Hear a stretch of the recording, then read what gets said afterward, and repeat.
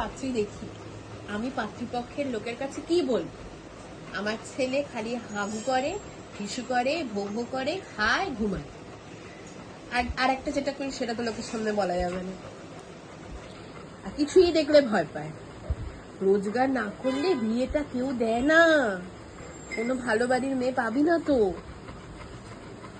ওই কলি পচি খেদিকে পাবি, রাস্তা দিয়ে ঘুরে বেড়ায় ওরকম, গায়ে পোকা ভর্তি। আর বেবি হলে তো আরোই সমস্যা। হ্যাঁ, না বেবি, শোন কথাগুলো, এগুলো দরকার তোর জীবনে, জান না।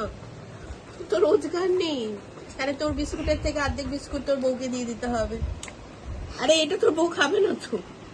তোর চিকুর থেকে অর্ধেক চিকু তোর বউকে দিয়ে দিতে হবে। হ্যাঁ, রামিজের পয়সা কোথা থেকে দিবি?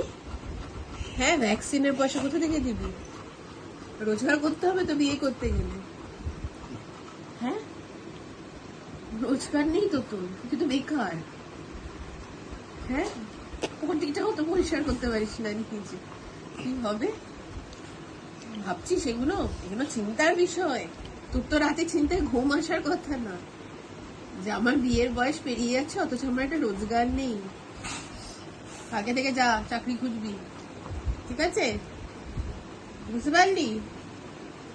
বলবি মা বলেছে চাকরি না করলে বিয়ে দেওয়া যায় না, চাকরি না করলে বিয়ে দেওয়া যায় না বলেছে।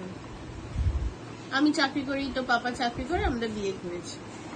আর তুই তো চাকরি করিস না, মিশমিও কিছু করে না, তাহলে খাবি কি? হাওয়া খাবি? আরে হ্যাঁ, হাওয়া খেতে হবে তো। আমরা কেন দেবো? আমি খাবারটা, আমার খাবারটা দেবো না তো, আমি তোমাকে কেন দেবো?